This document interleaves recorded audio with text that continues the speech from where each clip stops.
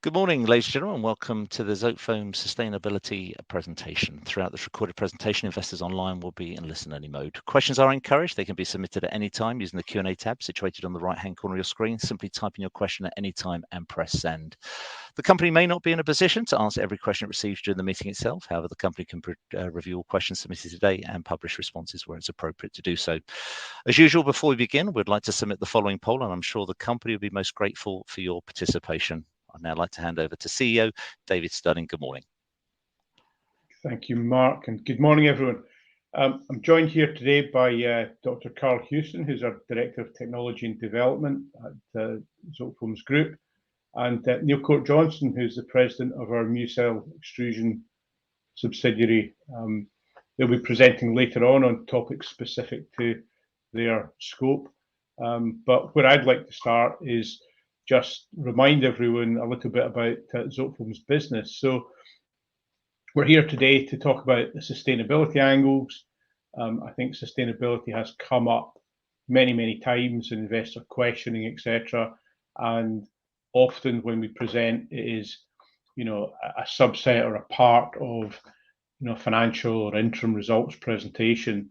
And given its prominence and importance, we felt that it'd be appropriate just to give a bit more information on what we're doing, what we've achieved so far, and how we see the context in the future. We will cover that I will cover that in these 6 different categories. So starting with products and markets, just to remind everyone, ZOTEFOAMS has 2 main technologies. We use high pressure autoclaves to create foams with unique and highly differentiated properties from a range of polymers. Those autoclave technology facilities are located in the UK, in northern Kentucky and in Poland, and used to make the vast majority of ZOTEFOAMS sales today coming from these products. And we think about the products in different business categories. First, polyolefin foam. This is where ZOTEFOAMS business originated, really. Taking materials like predominantly low-density polyethylene and creating premium and durable foams for a range of markets globally, but predominantly in Europe and North America, where our facilities are located, and to a lesser extent in Asia, as we have to ship materials out there. We use the same technology, the same asset base to create high-performance foams, and here we're using higher value, higher performance polymers to create more technical applications, foams for more technical applications. And the biggest part of this market is high performance footwear, but also in aviation and space, and in our T-FIT insulation products. In addition to that technology, we have extrusion-based foaming.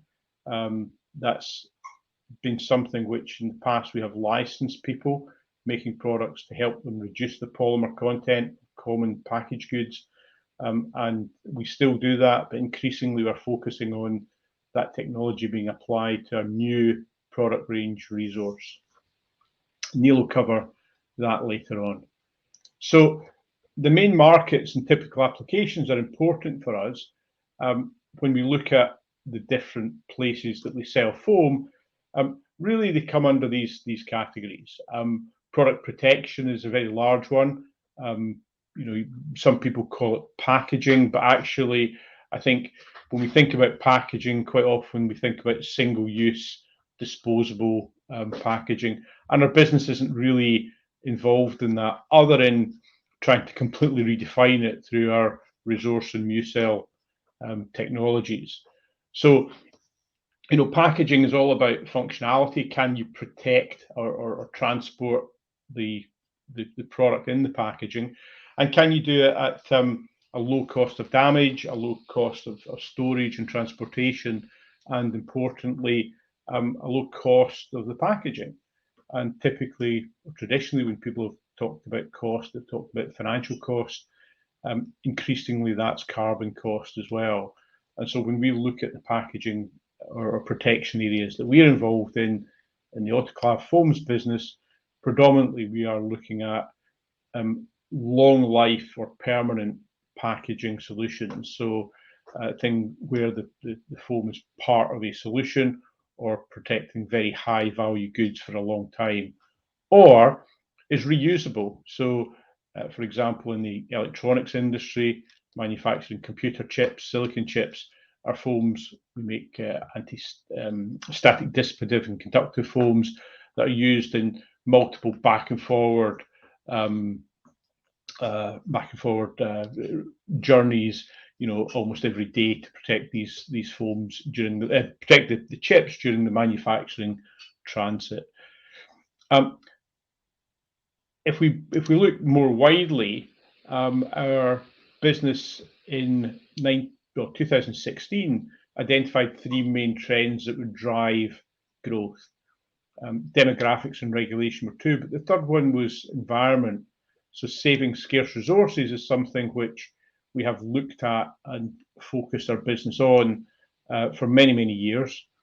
And the long-term strategy for growth has been built around these mega trends that ultimately drive demand for the products. Our purpose is to provide optimal materials, solutions for the benefit of society. And when we think about, the reason we add the solutions word in there is we think about a whole system effect. It's not just about, is plastic good or bad? Is the foam good or bad? Is it the right or wrong solution? It's always about the context it's used in. And so there are many applications which we've decided over the years that we don't really want to develop our products to go into. And there are other ones where we see, really very high benefit. So you'll see later in the presentation, the T-FIT insulation products, aviation products, the benefit that society gets from having our foams used in those solutions is very, very high. In common with many other people, we have got an approach that looks at the hierarchy of waste. First reducing the amount of material used, then reusing it, and then recycling it. A lot of our focus really is on that. How do you use less material? How do you make things lighter? How do you make them use less material? But obviously, the reduction is only part of the system, and the recycling and recovery at the end is something we've been working quite significantly on, including recycling of our own materials. So examples of reduction include, we've mentioned aviation before. We replace materials which save significant amount of weight. Here you can see these examples of 65% of raw material weight saving in aviation for silicon rubbers and fiber reinforced composites in aviation. And fiber reinforced composites, I would say, 10 years ago was being touted as the big weight saving system in aviation, ducting and air conditioning systems, and we are significantly lighter than that. If we look at the materials we use, you can see here that this size square of foam is the same weight as a US quarter. So that not only are we making very light materials, but we're making light materials that outperform competitors, sometimes by a factor of 2x for a competitive foam, and 3 to 10 times on other composite or foam material or other material systems. So very, very big reduction in the amount of material we use here. Reuse, I mentioned within the packaging market, the reuse is very important. We are creating foams which actually are designed to be part of a permanent solution. So if you can use it once, twice, that's great. But things like, you see the red and black foam there used in tool control for like an aircraft mechanic set or something like that. The foam is used multiple times, and that's something that gives us very high sustainability credentials. And finally, on recycling, our products are definitely recyclable. A lot of our scrap, our customer scrap is used in other products. And then finally, we use materials from our own processes, and we use recycled materials to make 30% recycled content foams as a standard now, and many people are switching to those as a substitute for our standard foams, which is great news. It overall saves everyone the carbon footprint.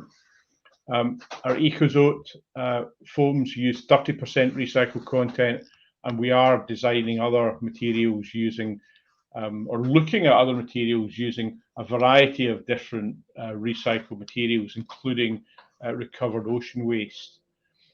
You'll hear later from Neil about the recycled content in the resource product.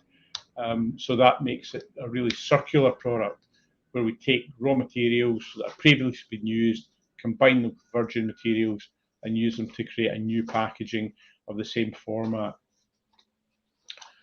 The key aspects of our business that we think about that will help us to survive in the future, number one is our nitrogen-based expansion process. Basically, we use nitrogen gas and energy to compress that gas, or energy to heat our materials, and use the gas to foam them, expand them. And as we invest, we become a lot more efficient at that. Those internal targets are something that we have been for years, but we are much more focused on now, and particularly with the high energy costs, it really helps that focus become something that the facilities live and breathe. The efficient use of raw material. It's not just about the lightweighting ultimately of the products, it's about the amount of material we need to make those products, and we're becoming a lot more efficient on that. Our products do avoid emissions, whether that's in the manufacture, use, etc.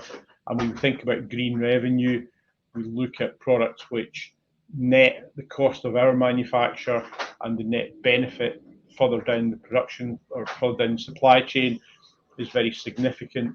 And that includes materials where our solution, such as running shoes, uses much less material than competitive processes. So the raw material content use is lower.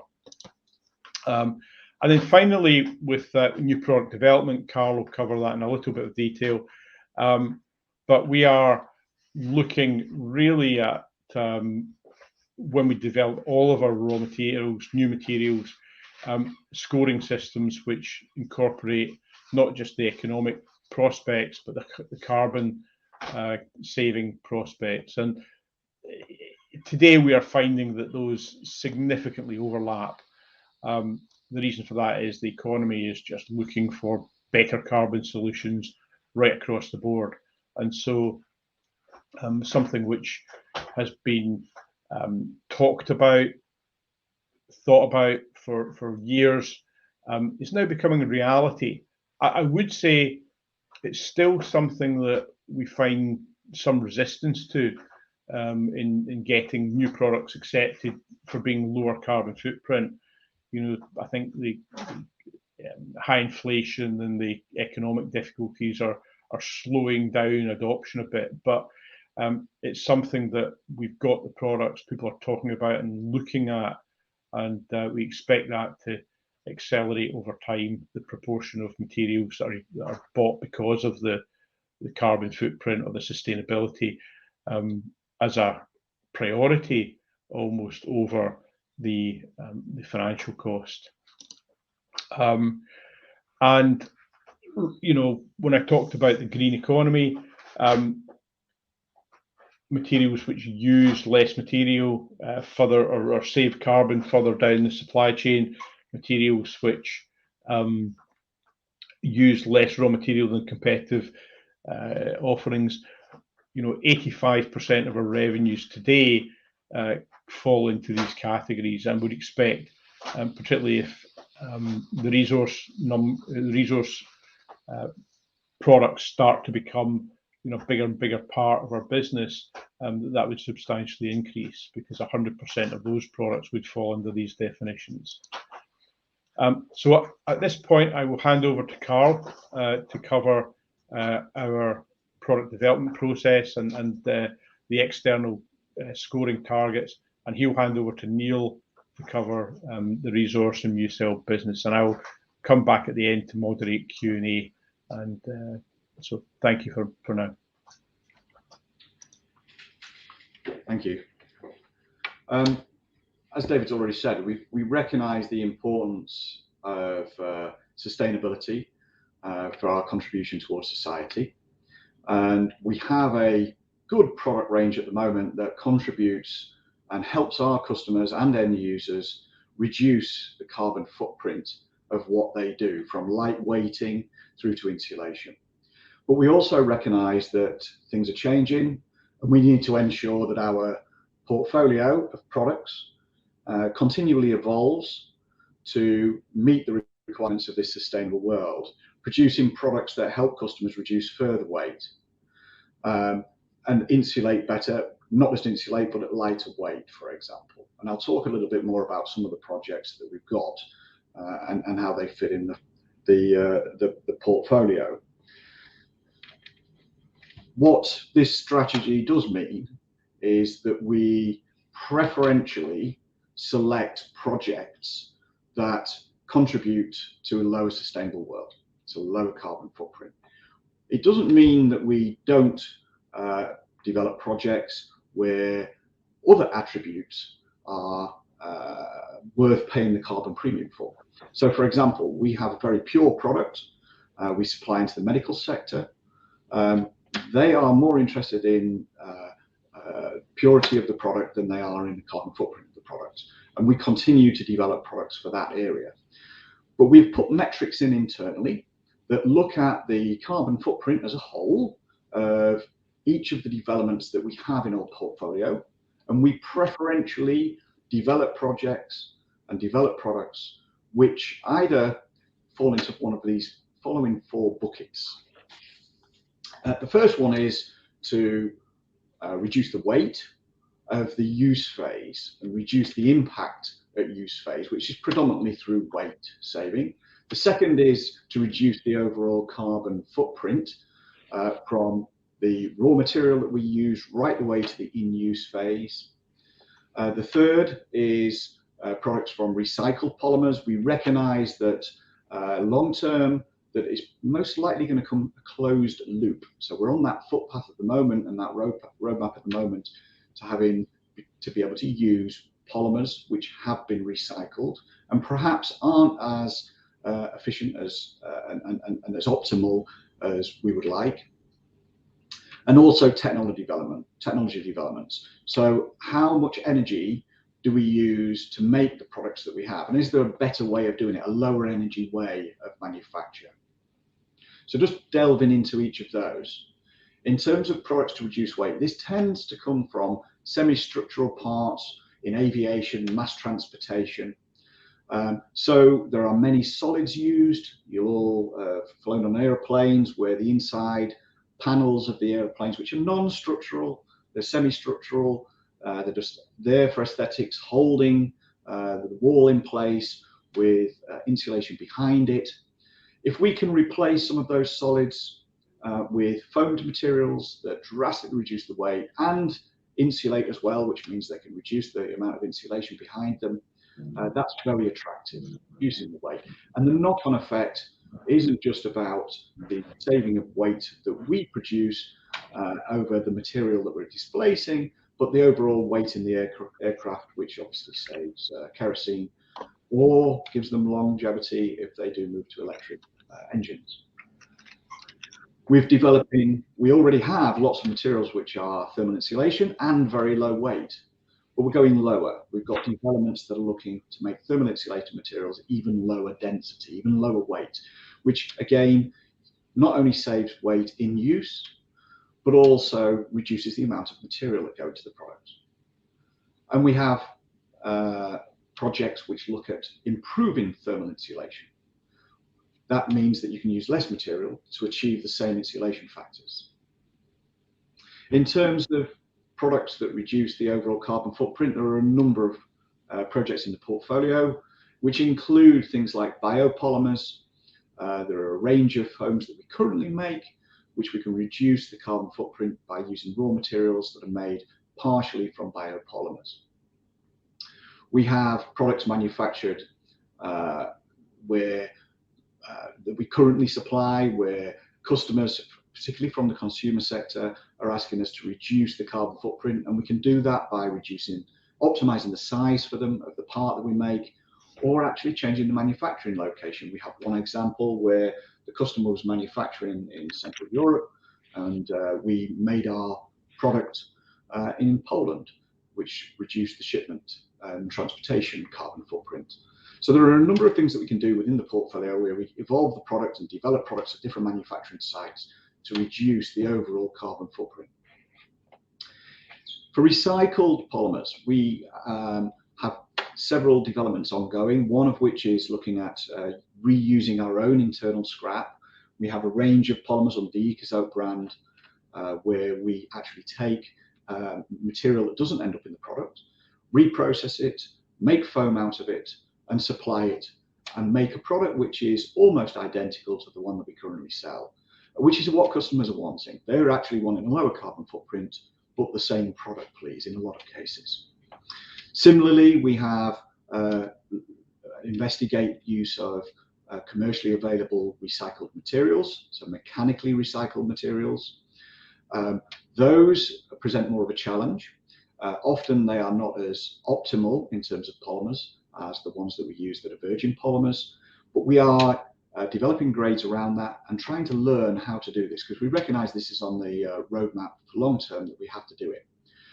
Where it's a challenge is most of our products are optimized per unit weight, and using a mechanically recycled polymer means it's probably not optimal.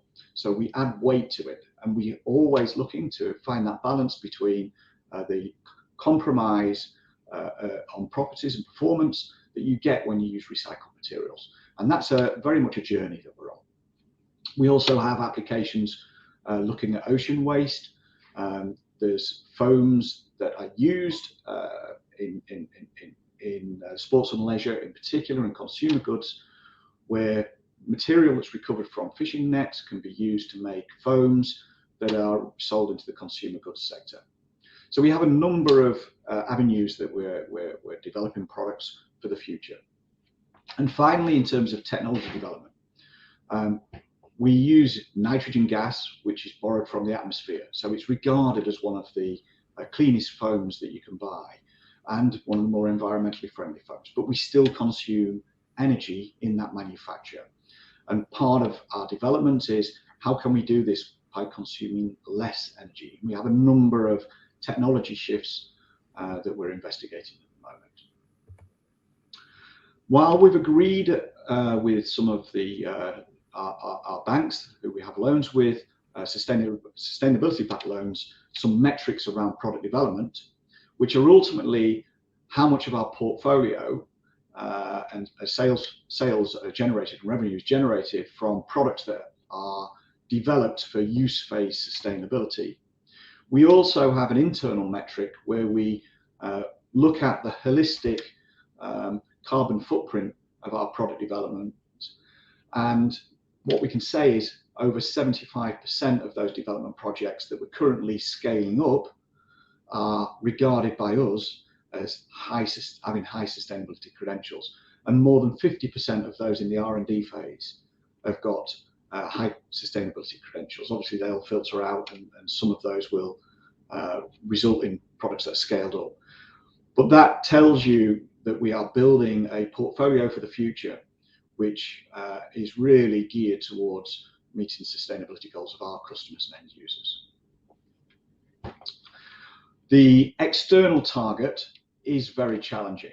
You know, it's very reliant on not just ZOTEFOAMS developing products, but also our customers wanting those products and developing in their timescales. Purposefully challenging, and it's going to be tough to achieve. We achieved it last year, as I'll reflect on in a minute, but it's going to be tough to achieve going forward. In terms of our sustainability journey, where have we come from?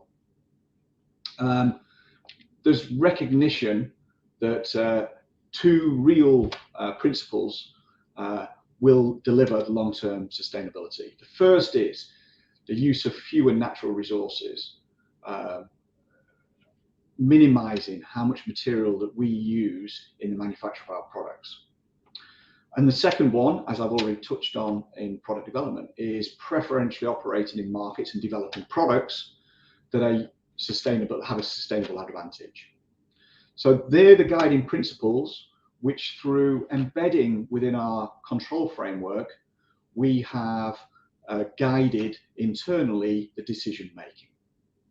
So if I go back to 2020, we adopted the SASB framework. We embedded this within our control framework, highlighting all of the metrics that are used within SASB for a chemical company, and embedding them within each of the functional areas of the group. At the same time, we embedded TCFD. We then set about, through our control framework, setting targets for the individual areas. What do we need to do to reduce the risk of not achieving good sustainability metrics? That target setting process has evolved. We've published those targets, and then we start being graded by the agencies who look at sustainability. Over that period of time, prior to setting targets, where we didn't publish metrics, we got marked as having a bad score. So what you will see over a period of time, and I'll cover it on the next slide, is our scores are gradually increasing. So for example, if we didn't publish that we didn't emit chemicals, things that are just from us who are using nitrogen as a chemical foaming, physical foaming agent, chemical emissions are just not important. So we just didn't publish those. And that was taken by the agencies as being negative, because they assumed that you then emit lots of VOCs and various chemicals. So we now, having picked up SASB, we do publish the fact that we don't emit it. So we're seeing our scores now with these agencies improve. And the absence of data been replaced by data which obviously puts us in a good light. So looking at some of the metrics that the external agencies have ranked us by, we have the LSE Green Economy mark, MSCI. MSCI have rated us as one of the leaders. We have a AA rating on the AAA to CCC rating, so we're regarded as a leader in there. Sustainalytics have given us a very low risk rating of 23.9, which is very favourable against the average score for manufacturing companies in our sector of 31.6. CDP, we don't get such a good rating. That's from 2022 November, which used 2021 data. And as I covered in the last slide, we only really started adopting SASB and publishing the data in 2022. So as a consequence, we scored lowly. We're confident that in November, when CDP published the score for the following year, that the ranking will be a lot better than that. And Intergem, they ESG, they give us a ranking of B, which is a good mark. And we're confident that these will improve over time. As I mentioned earlier, we publish a number of external metrics. We've agreed 3 with our loan provider on a sustainability-backed loan. The first one is energy reduction. The second is about having a sustainable development portfolio of products. And the third is around our raw material consumption. In 2022, we published for the first time, this is a 5-year plan, that our energy reductions, we intend to achieve a 10% reduction over a 5-year period. This is measured in terms of the energy per unit revenue. We selected that because it allows us to continue the development of high performance products, which typically consume more energy per unit mass, but sell at a higher price per unit mass. So as a consequence, those two things cancelled each other out. And that was the principle behind why we selected that metric. And we achieved that last year, and we actually overachieved. And one of the reasons being that inflation took off and the prices went up. We actually did the calculation and presented to the board just to highlight that we actually, if we strip out price increases from inflation, the metric came out at about 0.715. So we even achieved beyond what we should have achieved in 2023 with our energy reduction initiatives. And of course, all of that flows down into internal metrics, which are measured and reported at our internal controls framework. The sustainable product portfolio, we achieved 1.2% of revenue from new products that were introduced since 2022. By the end of 2022, that metric, or that target for the following year, this year, 22%, is going to be very difficult to achieve. Primarily not because we're not developing the right products, but because the timing of adoption of those developments, one of the key ones being in the aviation industry, has been put back due to the build rates in aviation industry. But that's a tough target and was always intended to be a tough target. And in terms of raw material consumption, again, a 5-year target to halve the raw material that didn't end up in the final product that we sell to our customers. We set off, and this is a staged approach, very low amount of saving in the early years with a very large amount of saving in the latter years. The reason being, we know that we need to make some capital investments, and not significant ones, but reasonable capital investments, changes to our process to modify equipment to save raw material. But last year, our target was 2.5%, and we achieved 4.7% in the first year. And we're on target to achieve our 7.5% this year. And my final slide is on the Sustainable Development Goals and how we have, how many other metrics that we are adopting or considered. We've looked at a wide range of frameworks. The UN SDGs were one of them. We have chosen not to adopt this, even though we broadly align and meet all of the requirements of the SDGs. We have to, as a business, strike a balance between investing and spending money, paying to measure ourselves against all of these metrics versus the benefits we get from doing that measurement. And we believe that the metrics, the framework of SASB, and the targets that we've currently got are very beneficial to us now and pointing us in the right direction and are an efficient way of doing that for the business. So we've chosen not to adopt further frameworks. Okay, I'll hand over to Neil now. Carl, thank you.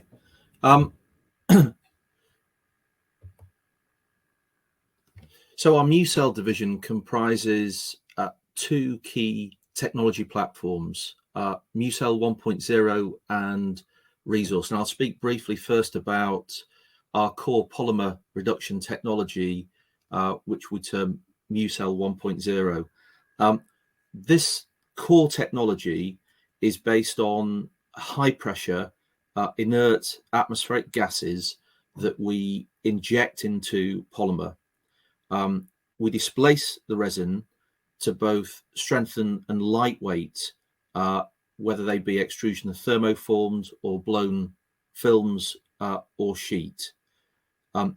We subject atmospheric gases, we only use atmospheric gases, to in excess of 10,000 psi pressure, and we create a supercritical fluid which enables us to mix the gas with the polymer to create a homogeneous solution. It works with PET, with polypropylene, with polyethylene. And through controlling optimum pressure, temperature, and extrusion speed through our proprietary equipment and process, we achieve optimum results, typically reducing polymer usage by 15 to 20%. And in so doing, MuCell 1.0 as a technology produces lighter, greener, and lower cost products. Moving to Resource. Resource is a fully recyclable monomaterial food contact barrier packaging. I'm showing a chart here from the Ellen MacArthur Foundation. And as you look at this chart, you see 6 of the world's biggest brand owners listed down the left-hand side. And you can see in the first column that they are consuming approximately 7.7 million metric tons of virgin polymer every year. About 90% of this will never be used in their packaging again. And the European Union regulation requires that from 2025, that plastic packaging contains 30% recycled content. In fact, just this morning, the European Union have issued guidance in draft, the packaging treaty. If you Google, and you'll see that the European Union are actually stiffening the legislation and the requirements in terms of recycled content, and also in terms of extended producer responsibility, which I'll talk about a little bit later. Crucially, the issues that, for example, Nestle, the world's largest food company, are struggling with here is 1, material science, and 2, the general availability of high quality food grade recycler. Those are really the key challenges. So Resource addresses this need. The unique microcellular technology here enables us to extrude 9 layers within the film that is, for example, the thickness of a crisp bag. And our technology enables up to 100% recycled content within the substrate. If we think about mechanical recycling as a work stream, then we would work with, for example, up to 70% recycled content in today's work stream. The only virgin layer being in direct contact with the food, which is a regulatory requirement. And crucially, the Resource technology is fully scalable globally at minimal cost and complexity. This material can be processed using existing filling machines with very few changes. And I know that there's a couple of questions that have been already raised on the platform that I'll come on to talk about at the end of this presentation. If we compare the Resource technology to liquid paperboard containers, Resource is lighter, it's stronger, and it also provides access to new markets, because unlike LPB, it does not wick and it is microwavable. Nothing goes to waste with Resource.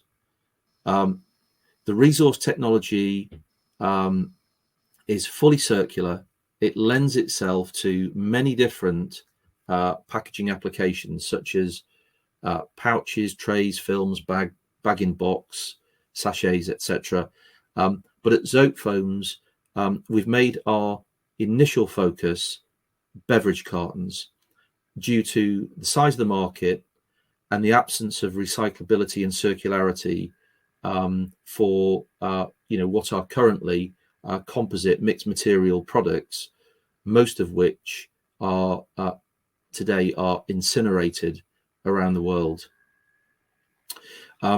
We have successfully validated all print technologies with resource, whether flexo print surface, offset lithogravure, reverse laminate BOPE, and even actually digital print solutions, which enable us to provide bespoke print solutions. In terms of the life cycle assessments, well, due to a prevalence of greenwashing, ZOTEFOAMS has subjected resource to extensive life cycle assessments to the ISO 14044 standards on a cradle to grave basis. We have benchmarked resource monomaterial HDPE beverage cartons against liquid paperboard cartons, which contain a mixture of fiber, polymer, and aluminium.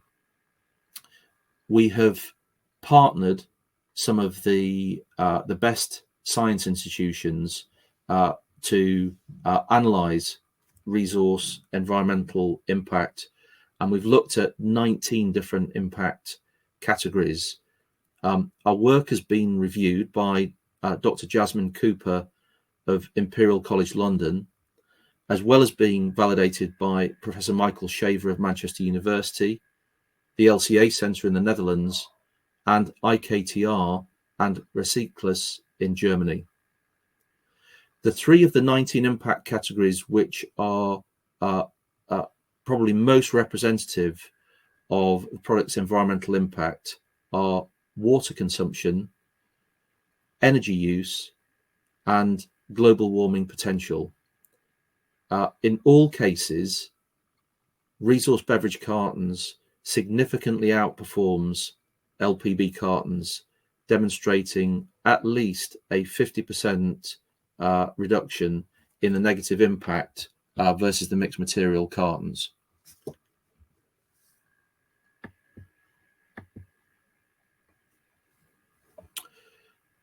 We've partnered with Europe's key recycling experts, and we've achieved full accreditation for what is a fully circular packaging technology. We understand in Europe and North America, for example, that the mechanical recycling workstream will represent about 2/3 of all recycling by 2030. And in any case, mechanical separation of material types is required for chemical recycling and enzymatic work streams. Resource beverage cartons are sorted into the HDPE workstream after being successfully separated using either size, magnetic, eddy current, near infrared, and float sink separation methods. For example, here in the UK, we've validated resource monomaterial HDPE containers can be processed by Biffa and Veolia as part of the closed loop milk bottle recycling infrastructure, which is recognized as a high bar for qualification.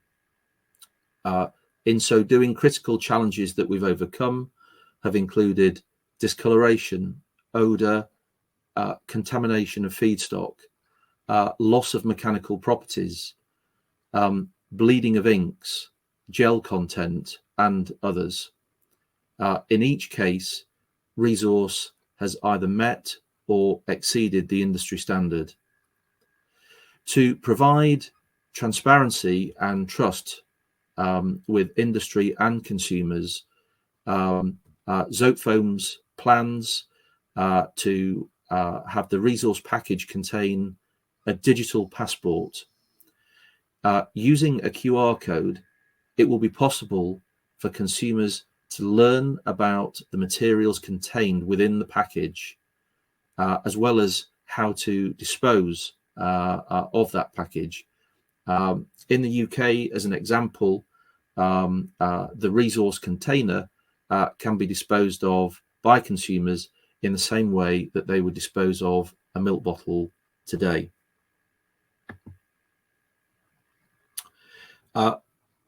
In terms of the market sizes, I'm not going to read all of the numbers on the chart. Suffice to say, these are enormous markets. We know, for example, that with beverage containers, that there are 250 billion mixed material beverage cartons consumed every year around the world. Whether it be the resource technology or our MuCell 1.0 technology, we're well placed to attack these markets. And in terms of the approach that we'll take, we are very focused to ensure success. We will focus primarily initially on, for example, the juice market. We will be focused around Europe and North America, and with retailers who have, we've described it on the slide as attitude. Many retailers understand that a monomaterial product technology such as resource can be easily recycled and have categorized these materials, PET, PP, and PE, as green materials for the future, and that's where we're focused. Finally, we have signed a joint development agreement with one of the world's leaders in beverage packaging.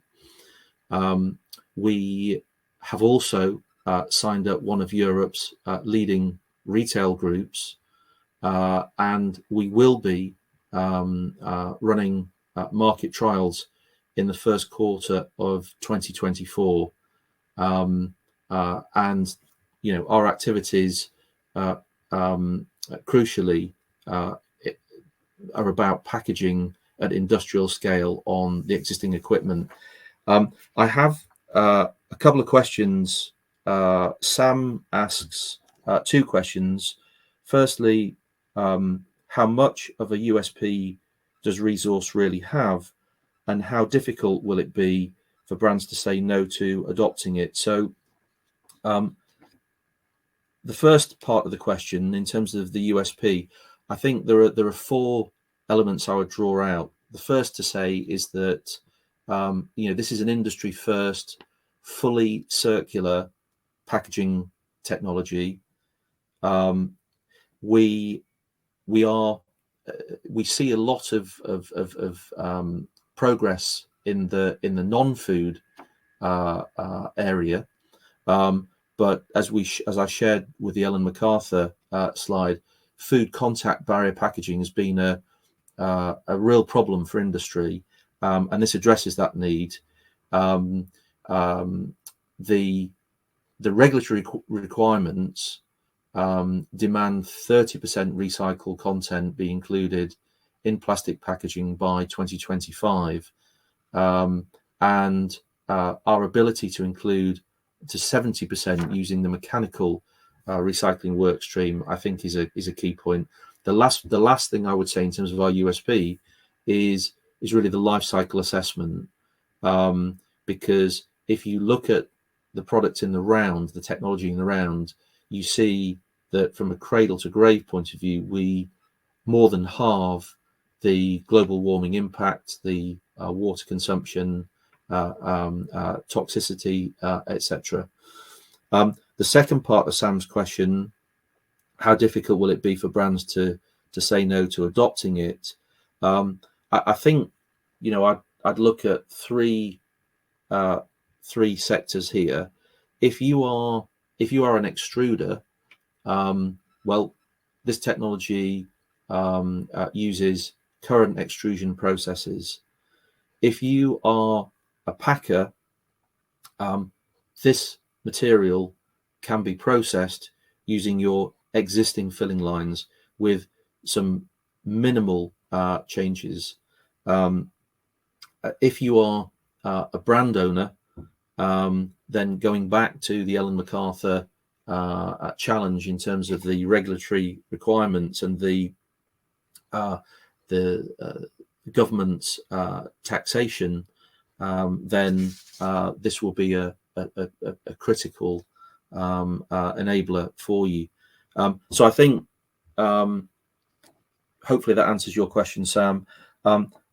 There is another question from Tom, and that is: are there any new regulatory developments that will impact ZOTEFOAMS? So maybe what I can do is just answer for resource and pass to David to talk about ZOTEFOAMS.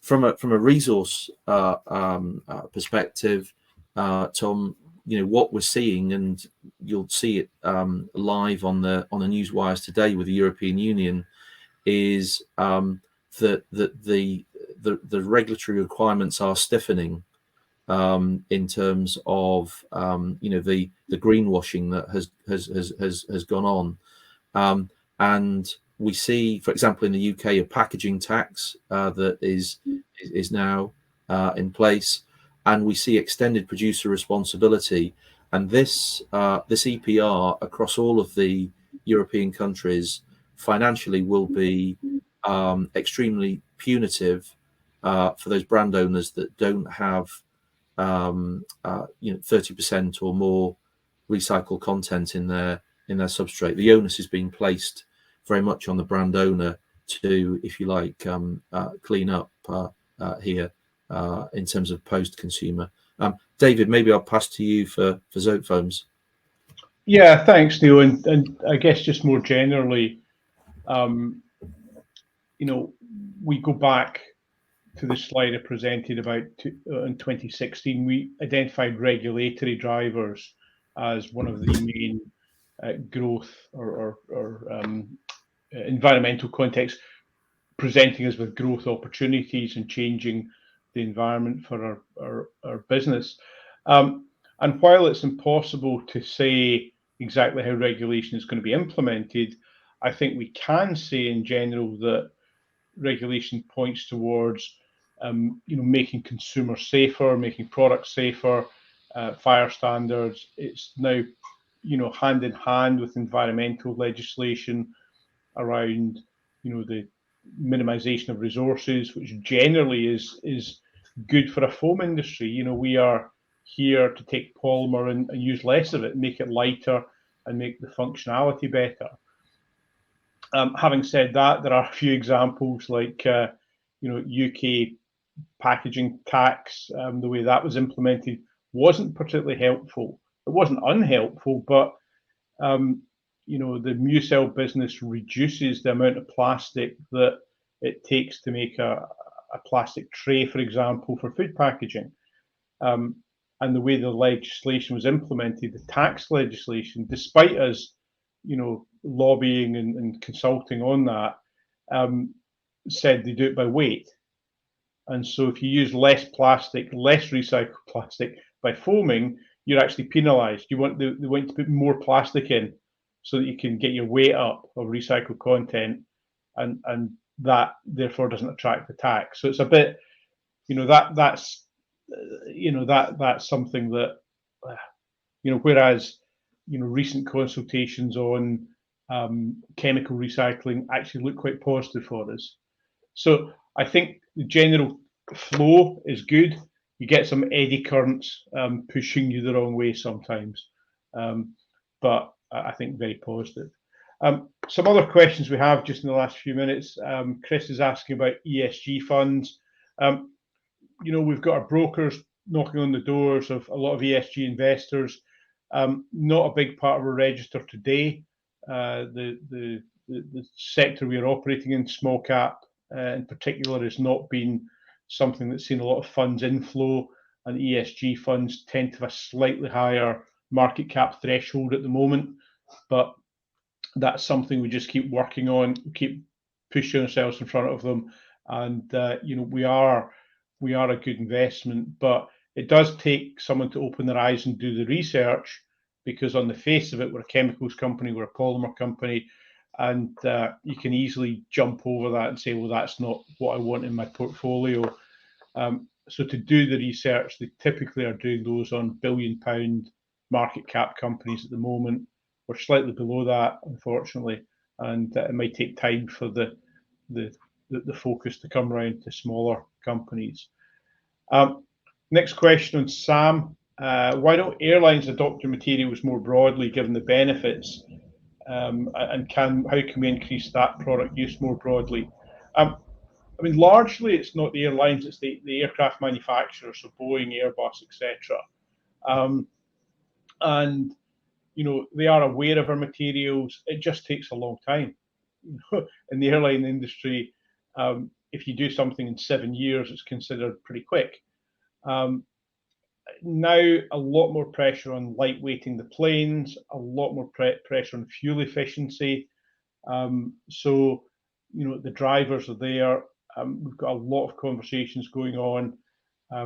We would see that as an area for significant growth over the next few years as the plane models get refreshed and the number of planes being produced rises. So something we do see a pretty strong growth pattern in there going forward. Next question from Richard. Have you a sense when a carton is mass produced what the cost differential will be? We do. There are quite significant economies of scale to be had in going from where we are now, which is one pilot line production facility with maybe 40, 50 million cartons per annum on a single line, up to a facility doing 1 billion cartons. So we have modelled that. We have got pretty good idea of what that would look like, and we've got a reasonable idea of the economics of the conventional cartons.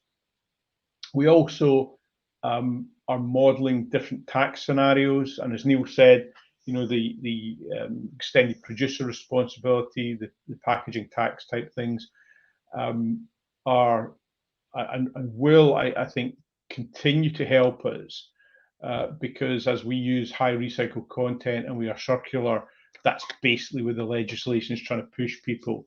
So I think from 2025 we get a bit of a boost on that as well. Tom M, are we saying ReZorce is the only fully recyclable material for cartons? And how big is the market opportunity? Well, the market today is in excess of 300 billion cartons. So if you translate that into money, it's an awful lot of money. I think 0.3% of a market share would be a business which is larger than ZOTEFOAMS today. When we talk about recyclable, if you look at the incumbent carton, it will say something on it along the lines of widely recycled. Now, what that means differs in different places, but essentially cartons which are mostly not recycled, I'll tell you that right now, mostly they're sent to landfill or incinerated, and where they are recycled, and what they do is they strip the card out and use that card for other purposes, not for making another carton, and the plastic and aluminium content is mixed, and again it's often used as a a building material or something like that, concrete filler, etc. Now, so those are, you know, they can be recycled by that very, you know, I'd say unappealing definition of recycling. Our cartons and all the waste in the manufacturing process, etc., when you cut bits out or you've got scrap, all can be put back into our carton again. So that circularity, we haven't found anything out there that gives that. We've talked a lot to brands, we've talked a lot to beverage packaging companies, and we've commissioned independent research. None of that has come up with anything which is circular in the way our product is.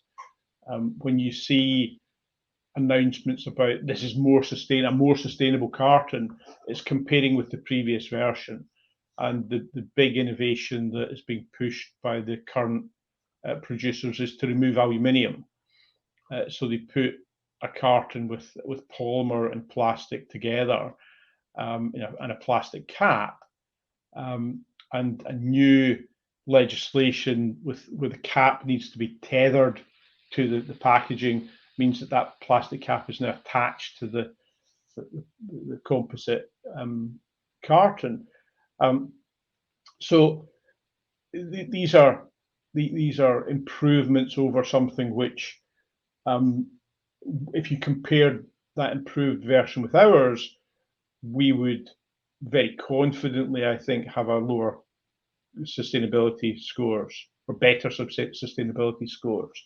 But as Neil said, the life cycle analysis we have done and completed has been based against the carton, which today includes aluminium. So our differential advantage may not be as big, but it's certainly we are the only people that are producing anything that we have seen which can be deemed as circular. Next question from Simon. Could you please add a bit more detail to the recycling process for resource? For instance, how is it recycled? Who recycles it? How does it get back to manufacturing process? I'll just keep going on these because of time, Neil, if that's all right. But there are many different recycling processes globally. Not everyone uses the same system, but we have tried our cartons on all the main systems. In the UK, basically what happens mostly is you put it in your recycling box. That gets taken to what's called a MRF, mixed recycling facility, where they separate, for example, the glass from plastic or paper out. They will then use various systems such as infrared or float sink to separate different kinds of plastic, which need to be recycled separately. And eventually, hopefully, you end up with a recycling stream that includes just, in our case, high density polyethylene. So it would follow the same track in the UK as a milk carton. It then gets chopped up into little bits, washed and repelletized, and sold on, depending on the cleaning process, either as standard polymer or sometimes if it's been printed, it will be sort of greyish, used in different applications, or food grade if it's very high recycled content. So these facilities do exist. Actually, the UK industry are very, very keen on our product because it would divert a significant amount of new business into the recycling, the value-added recycling streams. Okay, Simon L. Can you recycle the foam in running shoes? If it's not, you might consider investigating. Well, running shoes, along with many other products, are designed to last. They're not designed to kind of fall apart after a couple of weeks running. So, and when it comes to the foams in there, the best way we can describe that is if the shoe is put in somewhere that they take it apart the foam in itself can be recycled. And we know that because when they're manufacturing the shoes, any scrap, offcuts, etc., are recycled into different shoe formats. So Nike have at least one shoe format using the recycled materials from their own internal processes. Tom M. Surely if a brand says no to resource, it's reputational suicide. Well, yeah, I think we'll worry about that day when we've got enough production capacity to satisfy all the people that really do want it.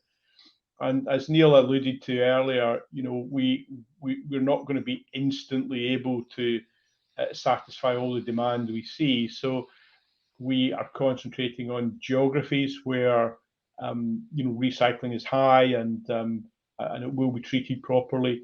We're concentrating on areas or certain products where the value added is higher. So, for example, you get water packed in aseptic cartons. Why? I don't understand that. Why would someone want to do that? It's far less recyclable than a plastic bottle. Is that reputational suicide? Actually, they've done very, very well from that. And they've done very well because the public are by and large uninformed. And it looks like, hey, this is less plastic, right? And so I could name, some UK retailers that will tell you, I'm moving everything I can to cartons because it's less plastic. And other UK retailers are going, I want to get rid of cartons because they're not recyclable. So which one do you work with? You work with the one that wants to get rid of cartons or existing composite cartons, because actually the packaging format, the squareness of it, the packing density, the functionality is very, very good. It's a successful product, the carton format, because it is very, very good. And it's just not recyclable in the way that the retailers and the brands want it, and we're coming along with something that is. So in a sense, we want to work with the people that really are at the leading edge here and see the world in the way that we see it. And I think there are plenty of those. There really are. That's great, David. I think you've taken all the questions you have from investors during today's call. So thank you to everybody for your engagement. And of course, if any other questions do come through, David will make those available to you and the team for your review. David, I know that investor feedback will be important to you and to the company as a whole, and I'll shortly redirect those on a call to give you their thoughts and expectations. But I wonder, before doing so, if I may just ask you for a few closing comments. Yeah, so just thank you very much for listening. I apologise, a small dog into my office, which has never happened before. The early part slightly distracted me, but I hope you were able to get the bulk of the messaging clearly enough. So thanks to the co-presenters, Carl Houston and Neil Court-Johnson, key parts of our team delivering the sustainability agenda at ZOTEFOAMS, and keep following our progress. Thank you very much. That's great. David, Neil, Carl, thank you very much indeed for updating investors today. Could I please ask investors on the call not to close this session, as I now automatically redirect you for the opportunity to provide your feedback in order the company can better understand your views and expectations. This may take a few moments to complete, but I'm sure will be greatly valued by the company. On behalf of the management team of ZOTEFOAMS PLC, I would like to thank you for attending today's presentation. Good morning to you all.